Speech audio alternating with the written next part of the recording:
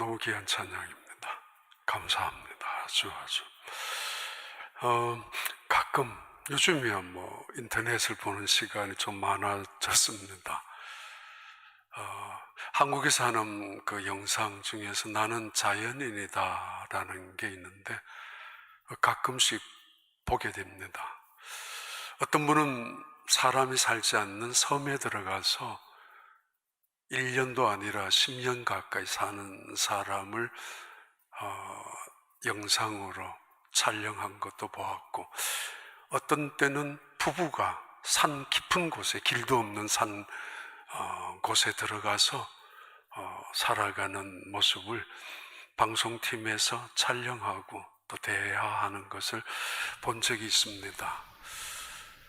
그분들의 마음속에 세상에 대한 어떤 실망이나 상처, 아니면 그 이상의 어떤 분노 때문인지 세상과 단절하고, 혹은 사람들에 대한 어떤 끔찍스러운 배신인 그런 것이었는지, 그들은 세상에서 단절되어서 완전히 섬으로 또는 산속 깊은 곳으로 들어가서 살아갑니다. 그들을 자연인이라고 부르고 있습니다.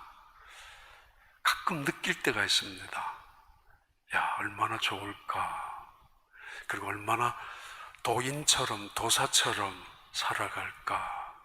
얼마나 자유로울까라는 생각을 하면서 볼 때가 있습니다. 오늘 본문은 아주 매우 특이한 본문입니다. 모세가 구스 여자를 취해서 아내로 삼았습니다.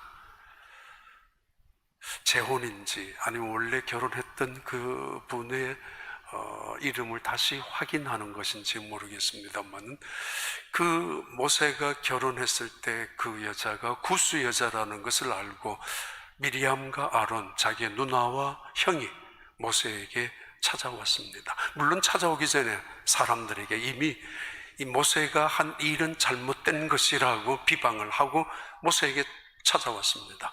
이때 조용하고 그냥 가만히 있는 모세, 그 모세 12장 3절은 모세가 이 땅에서 가장 온유한 사람이었다고 느닷없이 그 모세의 평가를 합니다.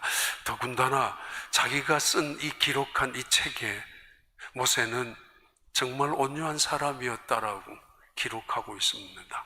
아주 흥미로운. 그런데 이런 비방하는 소리를 듣고 있었던 하나님께서 모세 그리고 누나인 미리암과 형 아론을 하나님의 집 성막에 회막에 호출합니다.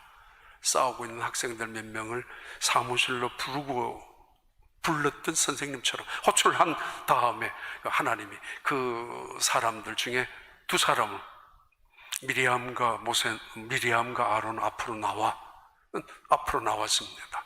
하나님께서 책망합니다. 너희들 왜 이래느냐고. 가끔은 이런 본문을 보면은 마치 목사에 대한 옹호해 주는 것처럼 보여서 기분은 나쁘진 않을 수 있습니다. 그런데 그거의 의미는 전혀, 아니면 그 의미를 훨씬 뛰어넘는 말씀입니다. 하나님이 이렇게 하죠. 내 종 모세에 대해서 너희들이 이렇게 비방을 하면서도 두렵지 않느냐고.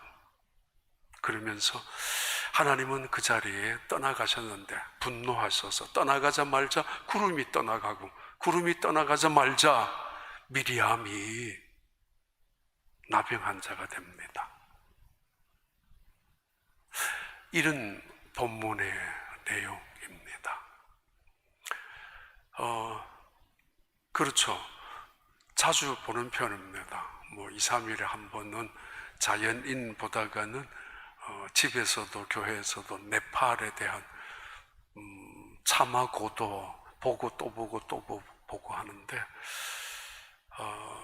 옛날에 중국 산성에서부터 유럽, 이탈리아까지 그 상인들이, 차를 가지고 있는 상인들 말을 타고 갖는 그 길인데, 보통 백두산 높이의 이상 되는 그 고도의 길, 그것도 아주 위험한, 말들도 야크라는 소들도 간신히 걸어갈 수 있는 그런 길을 가는데, 그 길목 중간중간에 티베트, 네팔, 인도, 그 고도에 사는 사람들 동네가 있습니다. 방송에서 그분들을, 그 동네 아이들, 어른들, 여자분들 인터뷰도 하고 영상도 촬영할 때마다 보면은 너무 행복하게 보입니다. 야, 어떻게 저렇게 해맑은 순수한 웃음을 갖고 있는 아이들이 부끄러워서 카메라 앞에 서지도 않으려고 할 만큼, 그러면서도 그들에겐 도대체 무엇이 있는지 이 세상의 문화, 문명과는 완전히 단절되어 있는데, 때로는 소금을 캐가지고 다른 데 가서 팔아오기도 하고 약초를 캐서 문물 교환을 하는데, 그들은 모든 일을 차례대로 행합니다.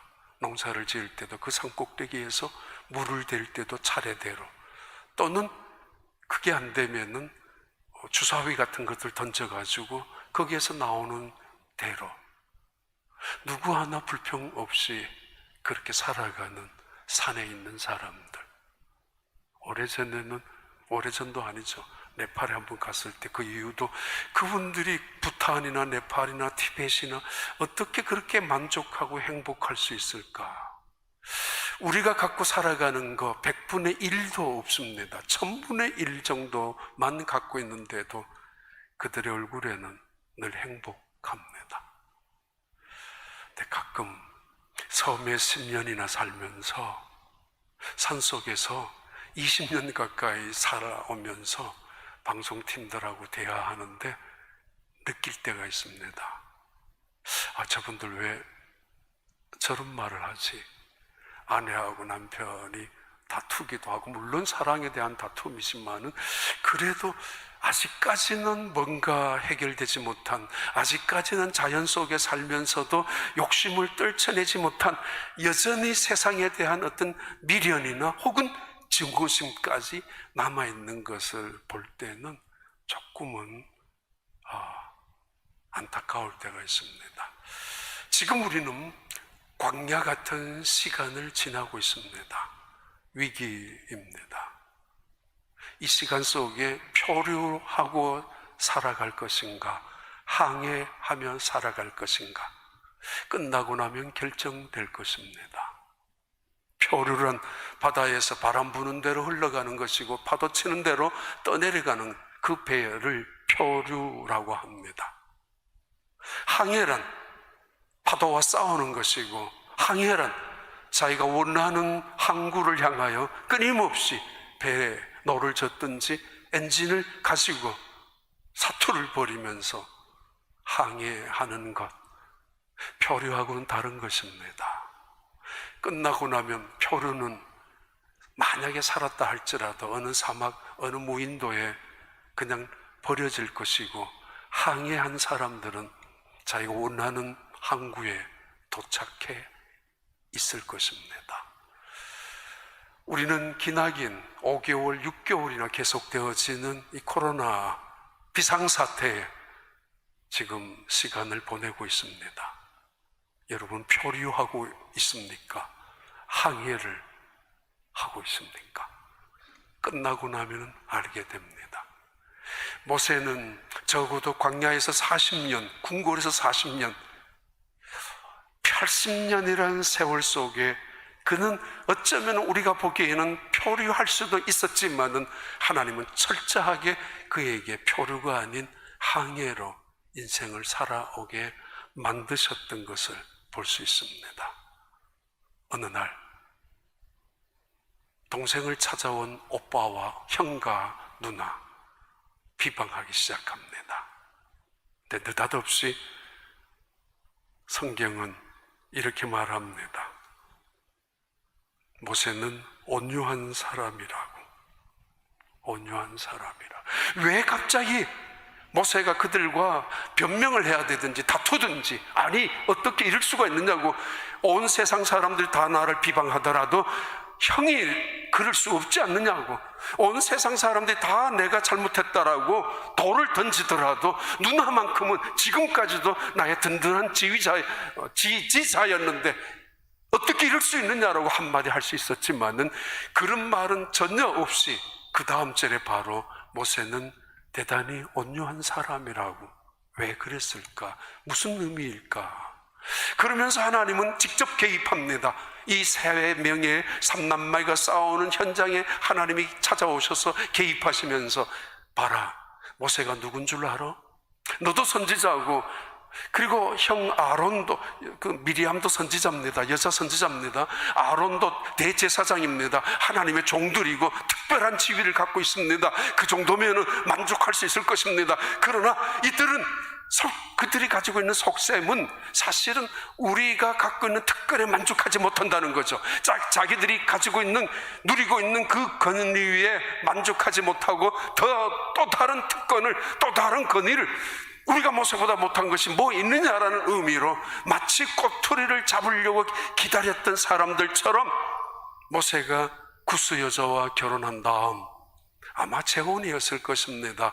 모세의 십보라 아내가 죽고 난 다음, 사람들은 십보라가 고향이 미디안이니까 미디안이라는 단어와 구스라는 단어가 연결되기 때문에 십보라가 아니냐라는 그렇게 해석도 합니다만은, 그러나 십보라 아내가 죽고 난 다음 구스 여자, 수단이나 이디오피아 여자와 다시 결혼했었던 모세를 비방하는 것입니다. 속셈은 자신들의 특권을 더 달라는 이야기입니다. 하나님이 그들을 향하여 말하죠. 내가 선지자들에게 환상을 통해서도 보여주고 꿈을 통해서도 보여주고 말도 하기도 하지만은, 그러나 모세는 특별한 사람이야. 알아? 그는 나와 대면해서, 그리고 클리어하게 모든 말을 나는 그와 하고 있어. 그리고 너 어찌해서 내 종 모세를 비방하는 것을 쉽게 하느냐고, 조금도 두려워하지 않느냐. 아니, 하나님의 개입이 도대체 왜 그냥 내버려 둘 수도 있는데 이렇게 개입을 하실 수 있는가? 이건 불평등할 수도 있습니다. 편애일 수도 있습니다. 그리고 더더욱 이해할 수 없는 이야기는, 문제는 하나님이 떠나가시자마자 분노하셔서 미리암이라는 여자가 문둥병에 걸립니다. 나병에. 이렇게까지 미리암이 잘못한 것이 있습니까? 아니, 솔직히 말하면 잘못 원인 제공자는 모세입니다. 그런데 이 미리암이 모세에게 그거 하나 따졌다고, 사실은 율법적으로 어긴 것은 사실입니다. 그것을 지적했다고 어떻게 그럴 수가 있습니까? 나병으로. 그렇다면 아론은 왜 그냥 두시고? 이런 문제입니다. 아주 오래전에 우리 교회에 다른 교회에 있다가 온 젊은 부부가 계셨습니다. 항상 웃기는 건들건들한 그런 부부인데 지금 한국에 나가서 보험회사 아주 잘하는가 봐요. 그분이 어느 날 같이 농담을 잘하니까 저한테, 자기가 우리 교회에 오니까 재미가 없대. 왜 그러냐니까, 모일 때마다 담임 목사 욕도 하고 그러면서 재미도, 그럼 시간 가는 줄 모르고 전에는 그랬었는데 지금은 별로 모이는 데마다 담임 목사 욕을 안 하더래요. 옆에 있는 다른 사람이 그랬습니다. 몰라서 그래요. 그 말 안 해도 되는데 굳이 몰라서, 다른 데는 하고 있는데 그 사람이 가는 데만 안 왔었는가 봐. 아무튼 그런 적이 있습니다. 모세가 하나님이 마치 모세 편을 들어주는 것처럼 말하는데, 오늘 말씀은 모세의 내전입니다. 모세가 지금까지 살아오면서 인생 속에서 마치 표류하듯이 살아왔지만은 그런 항해자로 살아온 것이고 쓸모없는 허송세월처럼 보낸 것 같은 인생이었지만은 그러나 지나고 나서 보면은 전혀 그는 그렇게 산 허송세월 시간만을 보낸 사람은 결코 아니었습니다. 지나고 나서 모세가 어떤 사람이었는지를 출애굽기 15장 19절 봐요. 바로의 말과 병거와 마병이 함께 바다에 들어가매 여호와께서 바닷물을 그들 위에 되돌려 흐르게 하셨으니 이스라엘 자손은 바다 가운데서 마른 땅으로 지나간지라. 아론의 누이 선지자 미리암이 손에 소거를 잡음에 모든 여인도 그를 따라 나오며 소거를 잡고 춤추니 미리암이 그들에게 화답하여 이르되 너희는 여호와를 찬송하라. 그는 높고 영화로우시며 말과 그 탄 자를 바다에 던지셨음이로다 하였더라. 바로 얼마 전에 미리암 지금 자기의 남동생을 비방하고 마음속에는 나도 여자 선지자야. 그리고 모세 너는 내가 키운 내 동생이야.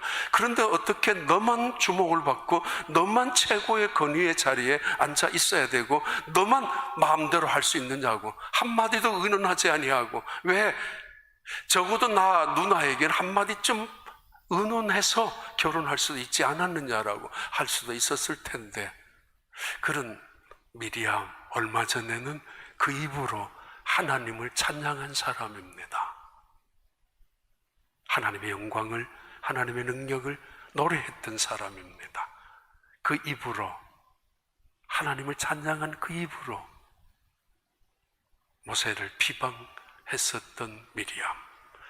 변한 것이 없다는 이야기죠. 인생을 살아오면서 달라져 온 것이 없다는 거죠. 표류한 인생으로 그냥 허송세월을 보냈었던 사람일 수도 있습니다. 자, 오늘 본문에 출애굽기 4장 20절로 넘겨봐요. 출애굽기 4장 20절. 모세가 그의 아내와 아들들을 나귀에 태우고 애굽으로 돌아가는데 모세가 하나님의 지팡이에 손을 잡았더라. 예, 우리가 알죠. 하나님의 지팡이에 대한 문제. 자, 하나님은 모세가 애굽으로 내려갈 때 분명히 기록하고 있습니다. 성경은 모세는 하나님의 지팡이를 손에 잡고 내려갔다고. 그런데 17장 5절 봐요. 여호와께서 모세에게 이르시되 백성 앞을 지나서 이스라엘 장로들을 데리고 나일강을 치던 내 지팡이를 손에 잡고 가라. 하나님은 여전히 모세에게 말합니다. 너 손에 있지? 너의 지팡이를 들고 가라고. 그리고 너의 손에 있는 지팡이를 가지고 바다를 향하여 내밀고 반석을 향하여 치라고. 하나님은 언제나 모세에게 너 지팡이라고 명령을 하시고 지적하시고 계시지만은 그럴 때마다 모세는 이렇게 말합니다. 출애굽기 17장 9절입니다. 모세가 여호수아에게 이르되 우리를 위하여 사람들을 택하여 나가사 아멜렉과 싸우라. 내일 내가 하나님의 지팡이를 손에 잡고 산 꼭대기에 서리라. 갈등의 구조입니다. 하나님은 시험 삼아 사실은 너 손에 있는 너 지팡이 있지? 그거 들고 나가라고. 근데 그때마다 모세는 대답합니다. 하나님, 이건 내 지팡이가 아닙니다. 그러듯이 그러면서도 17장 9절에 말하죠. Tomorrow I will stand on the top of the hill, top of the mountain with the staff of God in my hands. 내가 내일이면 하나님의 지팡이를 잡고 산에 올라갈 것이라고. 그런데 하나님은 네 지팡이라고 하고 모세는 아닙니다. 이건 하나님의 지팡이입니다 라고 하는 갈등 구조 속에 있습니다. 우린 지금 5개월, 6개월이나 기나긴 위기, 이 감염의 확산의 두려움 속에 있습니다. 죽음이 우리 눈앞에 있을 수 있다는 이야기입니다. 아니면 죽음의 문턱에 놓여져 있다는 것입니다. 싸워야 합니다. 내 손에 있는 게 다 누구 것이지? 한 번쯤 정리해야 합니다. 그래야 우리가 이것이 끝난다면 언젠가는 이 6개월, 1년을 허송세월하지 아니하고 뭔가 달라질 수 있는 표류한 인생이 아니라 항해한 인생으로 남을 수 있지 않습니까? 지팡이란 세베트라는 단어입니다. 지팡이란 내가 몸이 연약하거나 비틀거릴 때 내 몸을 가누어 주게 할 수 있는 지팡이. 대부분의 그 지팡이는 그 사람의 신분이나 지위를 상징하기도 하고, 때로는 힘을 상징하기도 하고, 때로는 그 지팡이가 자신을 지켜주는 보호나 또는 외부를 공격하는 무기가 될 수도 있습니다. 모세는 언제나 생각합니다. 어느 날 이후로, 출애굽기 3장 이후, 4장 이후부터는 그는 이것은 하나님의 것이라고 고백하기 시작합니다. 내 손에 들고 있는 이것 무엇 하나 하나님의 것이 아닌 것이 없다라고 그는 그렇게 변합니다. 지금도 우리는 내 것과 네 것 가지고 싸우는 소유냐, 그 욕심의 문제 싸울 수도 있지만은 이 지팡이의 문제 앞에서 먼저 해결해야 합니다. 내 것은 아무것도 없다라는 거. 배우는 훈련 아닙니까? 그리고 동시에 하나님은 모세에게 끊임없이 지적하는 것은 이 지팡이, 너가 갖고 있는 너의 지팡이를 갖고 가라고 하지만은 그것이 마치 자신의 신분이요, 권위요, 자기의 능력이 여기에서 나오고 혹은 자기를 방어하는 보호막이 될 수도 있고 상대방을 공격할 수 있는 무기가 될 수도 있지만은, 그렇게도 살아왔지만은 양을 치면서 그는 분명히 고백합니다. 아닙니다. 이제는 내 힘으로 살지 않겠습니다. 내 능력으로도 살지 않겠습니다. 내 신분, 내 권위, 이거 자랑하며 살 것도 아닙니다. 나는 오직 하나님이 함께 하시면 됩니다. 나의 힘이나 나의 능력이 하나님으로부터 온다는 것, 나의 존재의 가치나 나의 신분의 그 가치의 문제도 나 자신에게 있는 것이 아니라 하나님께로부터 온다는 사실을 분명히 고백하고 있죠. 이건 하나님의 지팡이입니다. 하나님이 그 훈련을 지켜주시고 계시잖아요. 너 아직도 너의 힘으로 살아갈 거냐? 너의 깨를 가지고 살아갈 거냐? 그러려면 내가 필요 없지 않느냐고. 아니면은 모든 것은 다 없다 할지라도 주님 한 분이면 충분합니다. 주님 한 분으로는 만족합니다. 주님 한 분이면은 모든 것이 다 있습니다. 그래서 나는 이 지팡이를, 하나님의 지팡이를 잡고 올라갈 것이라고. 산 위로 싸우는 건 하나님이시니까. 모세는 그렇게 변했습니다. 어느 날 예수님께 사탄이 찾아옵니다. 성전 꼭대기에서 뛰어내리라고 유혹합니다. 너가 뛰어내리면 수많은 예루살렘 백성들이 보게 될 것이고, 그런데 너가 뛰어내리는 순간에 너의 발을 천사들이 받추어 줄 것이 아니냐. 그러면 너의 이야기는 센세이션을 일으킬 것이고, 그리고 너는 당장 메시아가 될 것이야. 쉽게 당장 이 나라의 대단한 메시아로 등장하게 될 것이라고. 빨리 인정받고 싶고, 빨리 칭찬받고 싶고, 빨리 뭔가 이루어 놓고 업적을 요구하고 있는 그 인간의 본심을 유혹, 자극시켜주고 있죠. 그러나 속셈은 이것입니다. 너 하나님 없이도 너 혼자 서라고.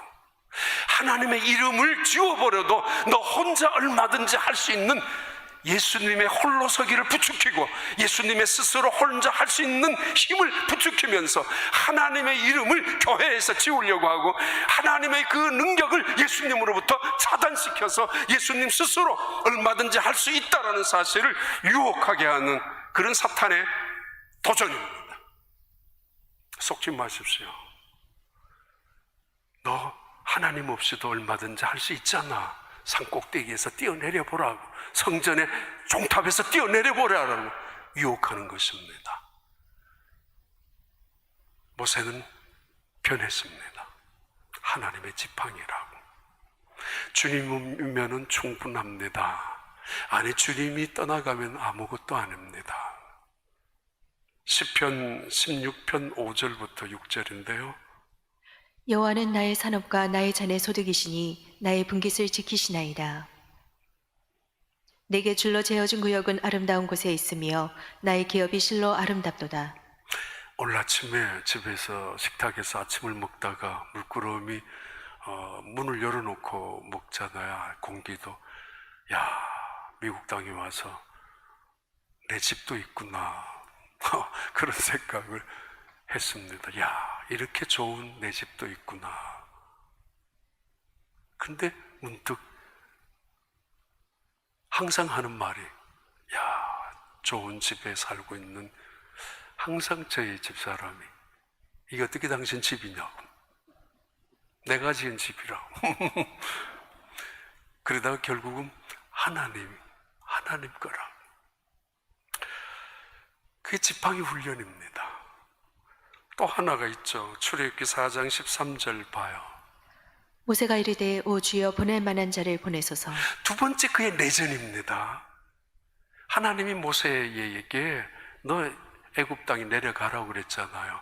아니 하나님, 내가 누군데요? 난 못 갑니다. 하나님, 당신은 누굽니까? 난 당신도 모르는데 어떻게 당신이 일을 한단 말입니까? 난 못 갑니다. 아니 그 사람들에게 내가 말을 전한다고 그들이 내 말을 들을 것 같습니까? 나는 배신자입니다. 애굽 사람들에게는 잘 먹고 잘 입혀오고 적어도 40년 동안 잘 키워놓은 그 은덕을 뺏었는 이스라엘 민족들조차도 나는 그들에게도 조차도 인정받지 못하는 사람입니다. 내가 어떻게 그를 거기 간단 말입니까? 나는 말도 못합니다. 입이 뻣뻣합니다. 보낼 만한 자를 보내세요. 보낼 만한 자를.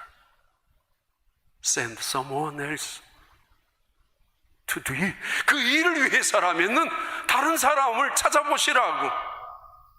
Not me. 나만 빼세요. 나는 아닙니다. 나는 부적격자이고 부적합한 사람이고 그 일에서는 맞는 구석이 하나도 없는 사람입니다 라고 말하는 그의 내전, 그의 갈등입니다. 첫 번째 갈등은 소유의 문제라면 두 번째 갈등은 자기 존재의 의미에, 사명에, 일에 대한, 삶의 목표에 대한 갈등 구조입니다. 신명기 34장 10절을 봐요. 그 후에는 이스라엘에 모세와 같은 선지자가 일어나지 못하였나니 모세는 여호와께서 대면하여 아시던 자요. 여호와께서 그를 애굽 땅에 보내사 바로와 그의 모든 신하와 그의 온 땅의 모든 이적과 기사와 괜찮아요. 거기까지도 그의 권능과 위엄, 이거는 하나님이 그에게 말씀하시는, 인정해 주시는 말씀인가, 동시에 이스라엘 온 백성들이 모세를 존중히 여기는 마음의 표현입니다. 나는 적합한 사람이 아닙니다. 이스라엘 민족을 애굽 땅에서 구출하는 세이비어는 결코 될 수 없는 사람입니다. 보세요. 더 말할까요? 나는 혈기를 부린 사람이고 나는 살인을 행한 사람이고 민족적으로도 또는 애국적으로도 나는 다른 사람들 누구한테도 인정받지 못하는 사람입니다. 아니, 당신도 잘 알고 있지 않습니까? 이 일에는 적합한 사람이 아닙니다. 다른 사람을 보내란 말입니다. 늘 하는 이야기죠. 그리고 자주 듣는 이야기입니다. 목사님, 저 일 못해요. 이 일에 나는 은사가 없습니다. 맞는 말입니다. 나 이 일에는 자신이 없습니다. 찬양하라고, 성가대를 하라고 한다면 난 노래 못하는데요? 전혀. 또는 교사를 하라면 난 영어 못하는데요? 좀 이 일을 하라고, 나 못한다고. 이 모세의 중심 속에는 내가 누구입니까? 내가 어떤 사람입니까? 나는 못합니다.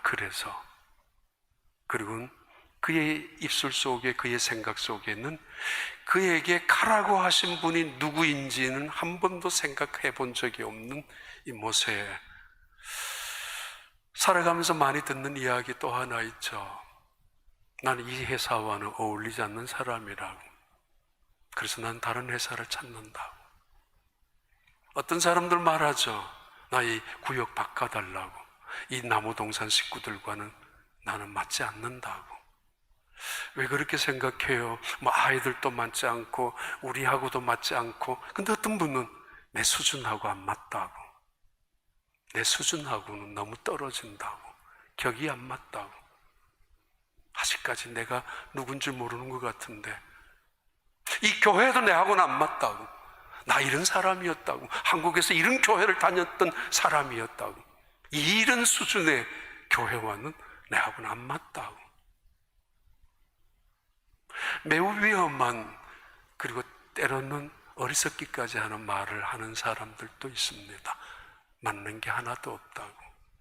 심지어 남편과 평생 살면서도 말합니다. 난 이 인간하고 맞는 게 하나도 없다. 그래서 한 번도 행복해 본 적이나 한 번도 만족해 본 적이나 한 번도 하나님이 주신 귀한 선물이라고, 나의 인생 속에 주신 그 축복이라고 감사해 본 적이 없이 살아가는 사람, 죽지 못해서 맞지 못해서 헤어질 수는 없으니까 그냥 꾸역꾸역 이렇게 살아가는 것이 인생인 것처럼 살아가는 사람들, 맞는 게 없는데 어떻게 해요? 그렇다고 망치로 두들겨 부숴가지고 박스에 집어넣을 수도 없고, 톱으로 잘라서 내한테 맞출 수도 없고. 무서운 이야기입니다. 맞는 게 없다고. 예수님은 이 세상에 신이셨는데 사람이 되셨습니다. 예수님은 이 세상에 의인이셨는데 죄인으로 오셨습니다. 자존심으로 말하면은, 신분으로 따진다면은 높고 높은 보좌의 그 자리로 한번 확인해 본다면은 도저히 어울릴 수 없는, 우리 이 땅에는 적합할 수 없는 분이, 부적격자, 부적합한 자가 예수님이셨습니다. 근데 그분은 오셔서 죄인들과 함께 어울리셨고 세리들, 창기들과 함께 하셨습니다. 그렇게 하면 자신의 신분이, 그렇게 하면 자기의 품격이 떨어질 거라고 생각해서, 아니 바리새인들은 그런 예수님을 비방하고 조롱까지 했었지만은 예수님은 그들과 함께 하셨습니다. 난 너희들과 안 맞아, 내가 누군지 모르지, 말씀 한 번 하지 아니하시고 맞춰주셨습니다. 그리고 십자가까지, 죽음까지 내려가셨습니다. 낮추셨습니다. 그리고 하나님이 맞춰주셨습니다. 맞추는 거 쉽지 않습니다. 참아야 되고 오랫동안 견뎌야 되고, 아니면 지 잘난 줄 알아서 더더욱 속에 흔히 말하는 속에서 부글부글 끓을 수도 있을 것입니다만은 여전히 어리석음과 아집이 남아있는 거잖아요.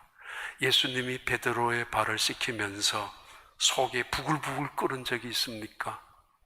자유롭게 기쁨으로 맞춰주셨죠.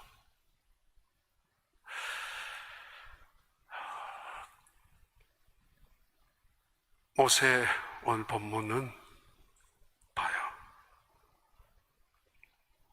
민수기 12장 1절부터 3절, 빨리 요약을 해서 마치도록 하는데 1절부터 3절 해봐요. 모세가 구스 여자를 취하였더니 그 구스 여자를 취하였으므로 미리암과 아론이 모세를 비방하니라. 그들이 이르되 여호와께서 모세와만 말씀하셨느냐, 우리와도 말씀하지 아니하셨느냐 하매 여호와께서 이 말을 들으셨더라. 이 사람 모세는 온유함이 지면의 모든 사람보다 더하더라. 이게 느닷없이 들어왔단 말입니다. 모세는 온유했었다고. 더더구나 이건 자기가 기록한 것이란 말입니다. 어떻게 이렇게 할 수 있어요? 그런데 이유가 있었을 거라고. 모세는 이렇게 표현했다고. 그들과 함께 얼마 전까지만 해도 다툴 수 있었고, 그들을 향하여 단호히 책망할 수도 있었던 모세, 동생이지만은 그러나 그는 하나님과 함께하는 지도자입니다. 그리고는 6절부터 봐요. 4절부터. 여호와께서 갑자기 모세와 아론과 미리암에게 이르시되 너희 세 사람은 회막으로 나아오라 하시니 그 세 사람이 나아가매 여호와께서 구름 기둥 가운데로부터 강림하사 장막문에 서시고 아론과 미리암을 부르시는지라 그 두 사람이 나아가매 이르시되 내 말을 들으라. 너희 중에 선지자가 있으면 나 여호와가 환상으로 나를 그에게 알리기도 하고 꿈으로 그와 말하기도 하거니와 내 종 모세와는 그렇지 아니하니 그는 내 온 집에 충성함이라. 그와는 내가 대면하여 명백히 말하고 은밀한 말로 하지 아니하며 그는 또 여호와의 형상을 보고는 너희가 어찌하여 내 종 모세 비방하기를 두려워하지 아니하느냐. 여호와께서 그들을 향하여 진노하시고 떠나시매 구름이 장막 위에서 떠나갔고 미리암은 나병에 걸려 눈가 같더라. 아론이 미리암을 본즉 나병에 걸렸는지라. 아니 도대체 이렇게까지 할 수가 있습니까? 너무도 대조적이죠. 모세의 편을 너무도 편애하는 듯이 들고 있는 하나님, 그리고 하신 말씀을 마치시고 떠나가신 직후에 미리암이 나병 환자가 됩니다. 미리암이 그렇게 잘못했습니까? 미리암과 모세의 변하지 않는 모습과 변화되어 가고 있는 모세의 모습입니다.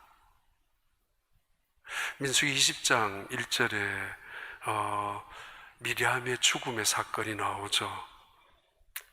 민수기 20장 1절 볼래요? 제일 앞에 보면은 그러면 지나가도 됩니다. 하여튼 미리암, 왜 아론에게는 나병이 안 떨어지고 미리암인가? 미리암이 제일 큰 누나였으니까. 그리고 순서로, 이름 순서도 보면은 아론과 미리암이 온 게 아니고 미리암이 아론을 아마 선동 아니면은 더 적극적으로 주동적인 역할을 했었던 것 같습니다. 이건 차별하는 것이 아니라 미리암이 더 주도적으로 그 입으로 모세를 비방했던 것 때문에 하나님이 떠나가시자마자 미리암이 온몸이 하얗게 악성 피부병에 걸리고 말았습니다. 그리고는 일주일 동안 그 미리암은 그 방에서 나오지를 못했고 이스라엘 백성들 전체도 마치 자신이 당한 것처럼 일주일 동안 격리되었던 순간입니다. 그런데 대조가 되죠.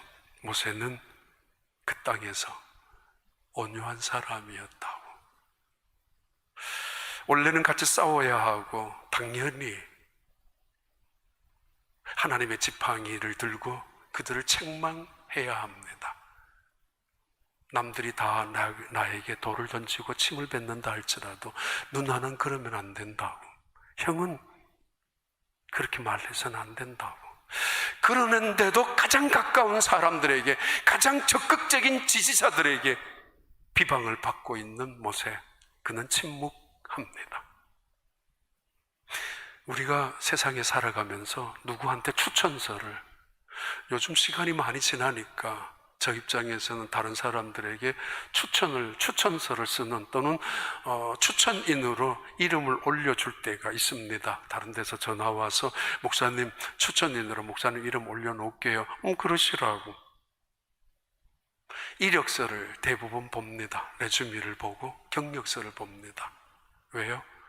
그분의 과거가 현재이고 그분의 과거가 미래가 될 수 있기 때문에. 그가 과거에 일을 잘한 사람, 미래도 잘할 것이라고. 과거에 충실한 사람, 미래도 충실할 것이라고, 진실할 것이라고 믿기 때문입니다. 사실입니다. 그러나 모세는 그렇지 않았습니다. 그의 과거는 혈기의 사람이었고 그의 과거는 잘못을 저질렀던 사람이고 신중하지 못한 채, 심지어 그는 다른 사람을 때려 죽일 만큼 그렇게 충동적인 사람이었습니다. 나는 그래서 부적합한 사람이고 부적격자라고, 나는 이 일을 할 수 없는 무능력자라고 말할 만큼 그의 과거는 무능이고 그의 과거는 부적격자입니다. 그런데 성경은 이렇게 말합니다. 이 세상에서 그는 가장, 이스라엘 민족의 가장 위대한 지도자, 적합한 적격자가 모세였다고. 몇십 년 살고 나니 내 성격에, 그 성질에 가장 맞춰주고 살았던 사람이 아내였고 남편이었다. 사실은 누가 같이 살아줘요? 그것처럼 모세가 우리의 약점도 있죠. 그가 과거에 실수했으니까 미래도 실수할 사람이고, 과거에 사람을 죽였으니까 언젠가는 그 혈기를 못 이겨서 누군가를 언젠가는 죽일 것이고, 그가 과거에 배신한 사람이니까 미래도 때로는 그래도 배신할 거라고, 이익 앞에서 아주 순식간에 돌아설 사람이라고. 그는 과거의 사람, 무능한 사람이니까 앞으로도 무능할 수밖에 없을 것이고, 그는 과거에 이렇게 연약한 사람, 게을러 터진 사람이었으니까 믿을 수 없는 사람이라고. 세상은 그렇게 평가합니다. 그래서 추천인이 중요하고, 그래서 이력서가 중요한 법입니다. 근데 하나님은 뒤바꾸어 놓습니다. 모세를. 그는 온유한 사람이라고. 그의 40년 광야의 세월은 허송세월이 아니었습니다. 그는 온유한 사람이었습니다. 광야 40년 살아가면서 수많은 일들이 굽이굽이마다 있었고, 수많은 사건들이 시시때때로 찾아왔었지만은 그때마다 혈기 부렸고, 그때마다 잘못했었고, 그때마다 옛날처럼 사람을 때려 죽였다면은 남아날 사람이 없었을 것입니다. 근데 그는 그때마다 엎드렸잖아요. 과거와 달라진 것입니다. 우리는 과거를 서류 삼아서 미래를 평가하는 경우가 있습니다. 세상은 그렇게 가혹하고, 세상은 그렇게 사람을 불신하기도 합니다. 물론 온 세상은 모세를 불신했었고, 모세 스스로도 자기를 믿지 못했습니다. 내가 이런 과거에, 그리고 현재도 이런 무능력한 이런 사람이라고, 내게 있는 것은 이 지팡이 하나밖에 없다라고 했었던 그에게 하나님은 찾아오셨습니다. 그에게 찾아오셔서 그를 믿어주셨습니다. 이젠 달라질 거야. 너가 신발을 벗어. 그는 하나님의 지팡이를 잡습니다. 나는 부적합하다라고 말했었지만은 역사는 모세같이 가장 위대한, 가장 적합한 지도자가 없었다라고 증언합니다. 그리고 성경은 느닷없이 우리에게 가르쳐 줍니다. 모세가 가장 온유한 사람이었다고. He was a very humble man. More humble than anyone else on the face of the earth. 이 땅에 얼굴 들고 있는 사람들이라면은 이 세상의 어떤 사람들보다가도 더 험불한, 더 겸손한, 더 온유한 사람이라고. 오해하지 마세요. 비겁할 정도로 우유부단하고 소심할 정도로 소극적이고, 아니면은 여기저기 눈치나 보고, 아니면 비웃거리는 그런 온유가 아니라, 자기 자신에 대해서는 그 통제할 수 있는 힘, 자기 자신의 힘을 절제하는 그 능력, 타인에 대해서는 커다란 관용과 친절을 베푸는, 배려하는 그 마음, 하나님에 대해서는 언제나 아나그라고 하는 예스 하는, 순종하는 사람을 온유라고 합니다. 하나님께 대답 예만 하는 사람. 어떤 영화에 나와요. 하도 말이 많으니까 한 사람에게, 야, 질문은 내가 하고 넌 대답만 하는 거야. 그 대답도 예, 아니요만 대답하는 거야. 온유란 거기에 단어에서 나온 것입니다. 대답하는 사람, 예. 주인에게, 예. 모세는 그렇게 온유한 사람이었습니다. 수고하고 무거운 짐진 자들아, 다 내게로 오라. 내가 너희를 편히 쉬게 하리라. 그러면서 말씀하셨죠.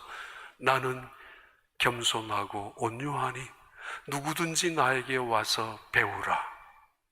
나에게 와서 배우라.